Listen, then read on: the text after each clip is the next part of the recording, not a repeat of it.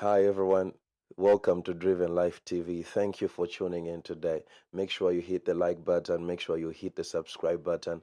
I really appreciate the support. Let us grow to over 400 subscribers together. So far, for those people who have subscribed, thank you so much for doing so. Help me spread the word about these videos. So today I want us to talk about something very sensitive but yet important. I want us to talk about the freezing of eggs, the biological clock, and everything else around that, and hoping that God will help us get his perspective on these issues. We're going to talk about them at the end from a Christian perspective, and we're going to dive into what is the responsibility that females have with this information, and also what is the responsibility that males have with this information. So please give me a chance. Watch the video till the end. Don't stop midway and don't make judgments midway. Please make sure you finish to the end, and I hope this will be a blessing to your life. So let us dive into it.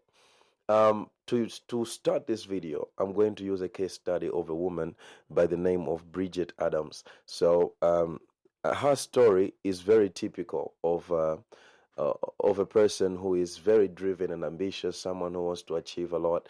She was a woman who was prioritizing her career, and she didn't want any delays as far as maybe getting the promotions she wanted, maybe achieving what she wanted. She didn't want any delays. And so she put family and having children on the back burner. And then she wanted to do it later on in her life. And so we're going to talk to look at her life, and then we're going to talk about it. After that, I'm going to give you some pointers, some things to think about. And I hope this will be a blessing to your life. So let us dive into it right now. Now, the article that I'm reading is from the Washington Post. And yes, so it starts like this. Brigitte Adams caused a sensation 4 years ago when she appeared on the cover of Bloomberg Business Week under the headline, "Freeze Your Eggs, Free Your Career." So we're saying that this woman was really successful, and so she had appeared on a magazine and she was really gaining popularity. And so it continues to say she was single and blonde, a Versa graduate who spoke fluent Italian and was working in tech marketing for a number of prestigious companies.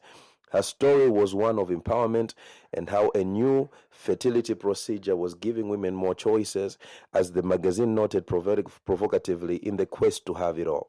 And so, for me, I think the language that we have, especially in our time, anyone who is considering or prioritizing family and having children, they look at marriage and being a family person as being imprisonment, as putting yourself down, hinging yourself, imprisoning yourself, but being a single person who is free to do whatever you want as being freedom and empowerment. And so that language itself is so inappropriate, to be honest. So I want us to look at how did it go for her, you understand?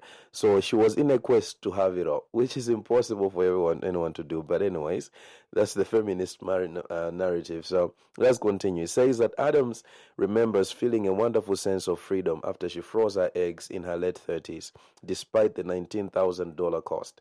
So these procedures are really expensive, and she sacrificed in her late 30s to freeze her eggs and hopefully to help herself. And so let's see what her intentions were. Her plan was to work a few more years, find a great guy to marry, and still have a house full of her own children. Things didn't turn out the way she hoped. Uh-oh.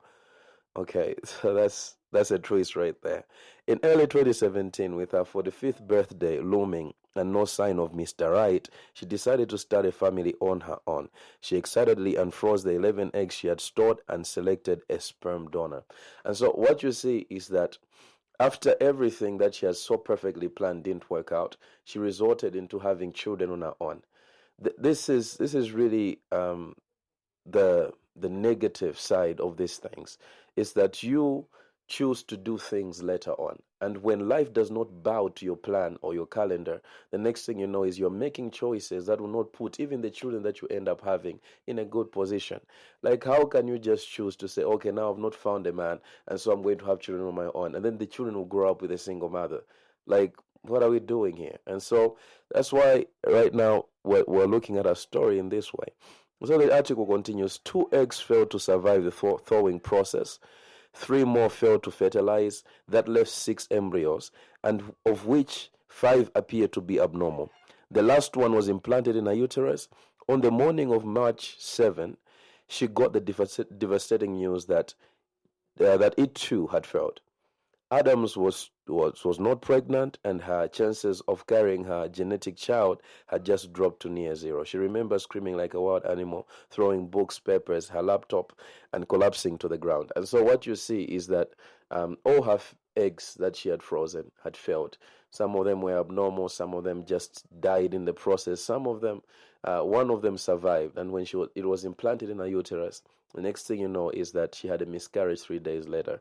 And so that's what you see. This story is sad, and you see that the circumstances and everything that she's experiencing right now, the pain and the heartache she's experiencing could have been avoided. But anyways, with the choices that she made, the sadness that we're seeing in her life right now is not good. Now, she said that it was one of the worst days of my life.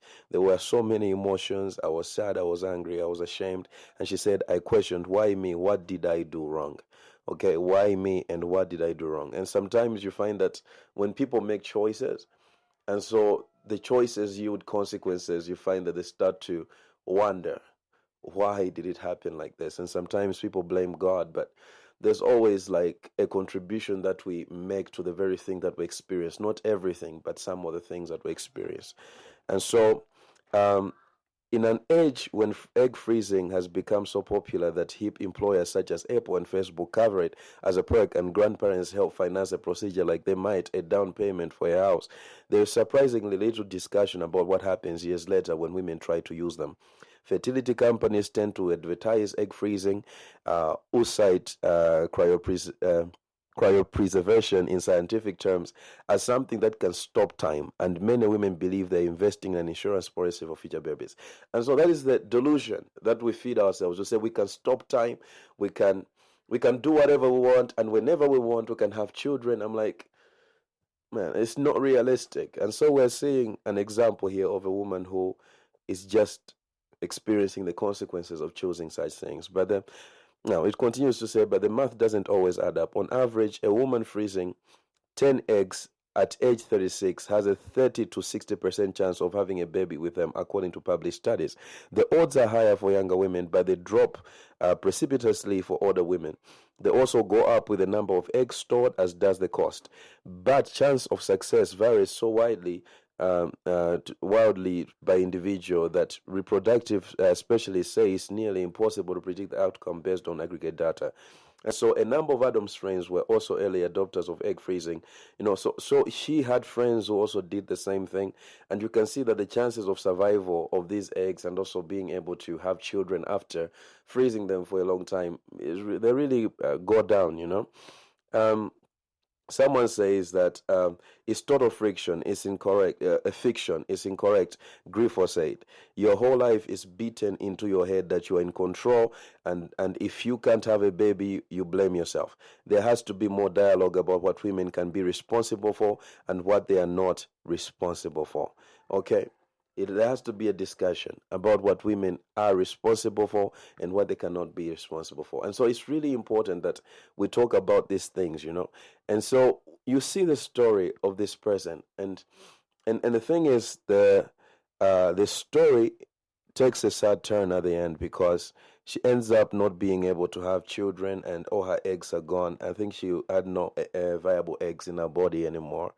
And so at the end of the day, she resorted to getting an egg donor and a donor of a sperm, and then having someone's child in her own uterus.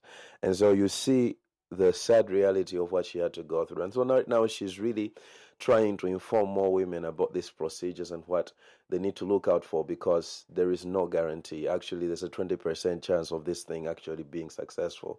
And when it's successful, it's always like the pregnancy is not always the best experience as well, because it's later in life, and the chances of a healthy pregnancy are very low. And so one thing that we really need to talk about is that I think the biology of women is really something that is not talked about enough. And sometimes when you try to talk about it, people look at you and say you're being offensive, you're being judgmental, you're trying to put women in a box. And so all those things is just so sensitive.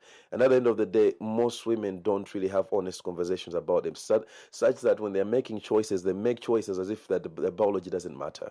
At the end of the day, they regret their own choices when they can't rewind time.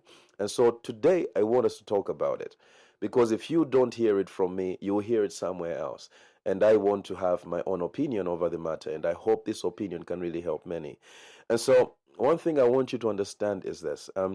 The biology of females and males is very different. Women are born with a set number of eggs. That means throughout their lifetime, they don't manufacture new eggs anymore. Okay, what you are born with is what you end up with the rest of your life. And so what happens is once they hit puberty, they start to lose those eggs one by one. And this is what we talk about the men's cycle and things like that. And so they start to lose their eggs. That means the longer they stay without reproducing, the more eggs they lose over time. And so this is why when you reach a place like over 35, you start to have the geriatric pregnancy, where you find that the chances of a healthy pregnancy are very low, because at that point you have lost so many eggs, so many viable eggs, that the possibility of you actually getting pregnant and then going full term with the pregnancy, they are very low, because that's where you start people who have maybe pregnancy in later on in life, they end up having miscarriages and things like that. They can't get pregnant, there's infertility issues. And so these things like this happen. This is the reality. This is why sometimes when you talk about it, people are like, no, I already made the choice. I'm over 35 already. What do you want me to do? Are you judging me? All those. It's not about being judgmental. It's about helping people who still have the chance to make more informed decisions, to actually make them right now, to make sure that when they are making their choices, they have this picture in mind, to say that you don't have all the years. In contrast, when you look at males, for males, they manufacture millions of sperms in a minute. You understand? It's just their seed is really there's multiplication every time. Okay? Of course, the Bible actually encourages men to protect their seed as well. But at the end of the day, that seed is being reproduced every time. For women, they are born with a certain number of eggs. They lose them over time. For males, they reproduce every time. Of course, they also the ability to be fertile also diminishes when they reach over 65, 70, and ages like that. Okay, but it's way later on in life. All I'm saying is that, man, you have a system that God created, a design that God put in place, that you have to understand, and then make sure when you're living your life, you consider this and make wise choices. Make wise choices. Okay? So a discussion about what women are responsible for and what they aren't responsible must be had. This desire to always control time, to always feel like you're in control of things. You are not. Okay, you are not. Nobody is. Even males are not. Nobody is. Okay? If a male decides to have children when he's about 40 something, that's also not a wise decision. That's not a wise decision at the end of the day.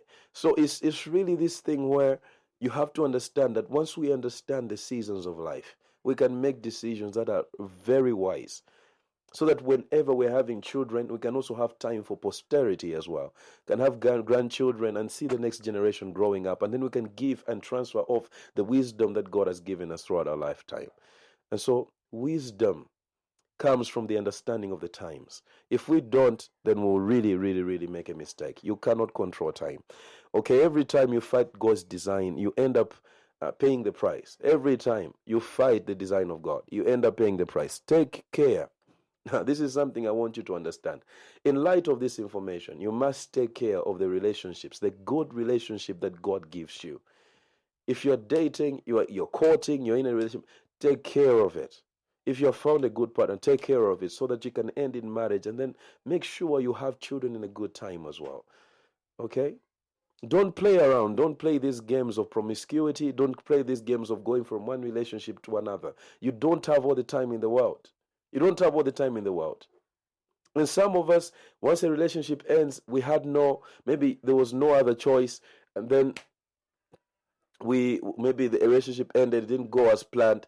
But what we do is we get frustrated from the pain of what happened, and then we stay maybe 5 years. We don't even want to think about relationships. Let me just focus on these other things. I'm like, really though, understand your seasons. Make sure you're prepared for a relationship when your season comes. And in that season, make sure you allow God to lead you to the right partner. And once you get them, get wisdom that will help you sustain that relationship so that you can end up in marriage. And then you can have children at the right time. Very important. Get your priorities in order. Career is not more important than family.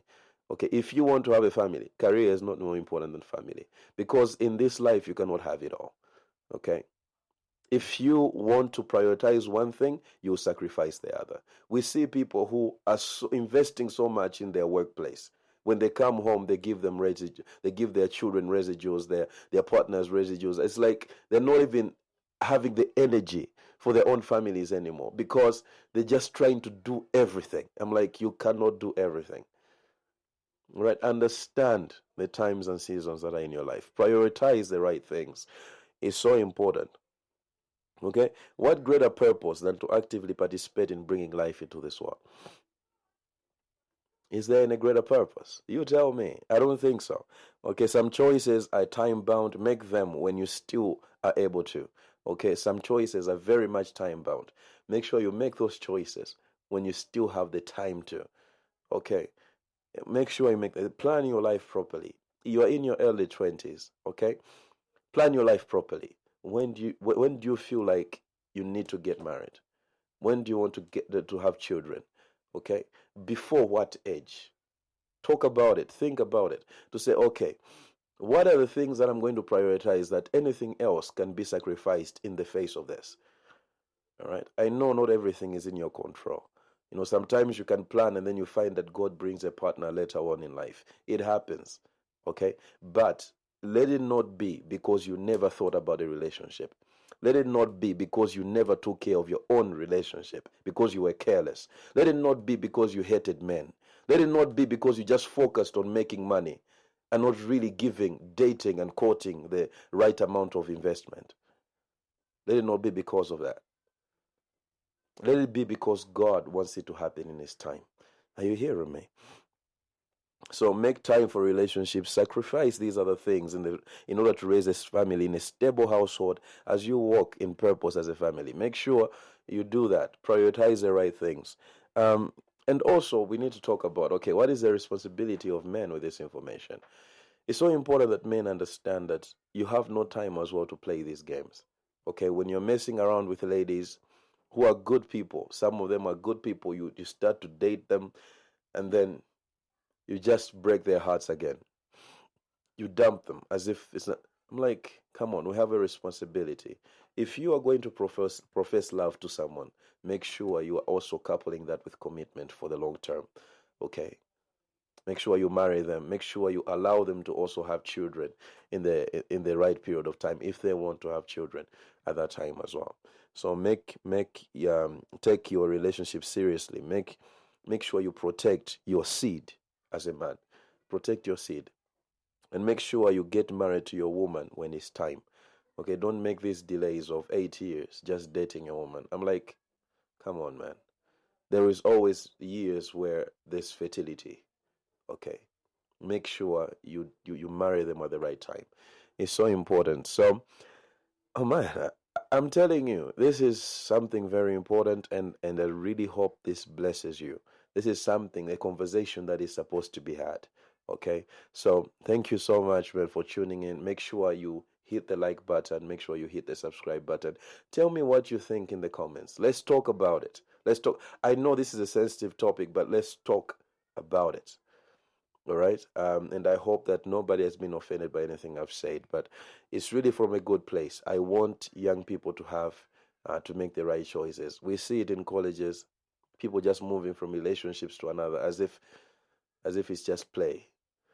Okay. You see them having so many ex-partners. I'm like, you don't have all the time that you think you have. And I feel like females also needs to understand that males and females are not the same. You are not the same as a male. So don't make careless choices when you see males. Like, if males can make them, I can make them too. It doesn't work. Like, you're not the same. You don't have the same systems governing your own biology.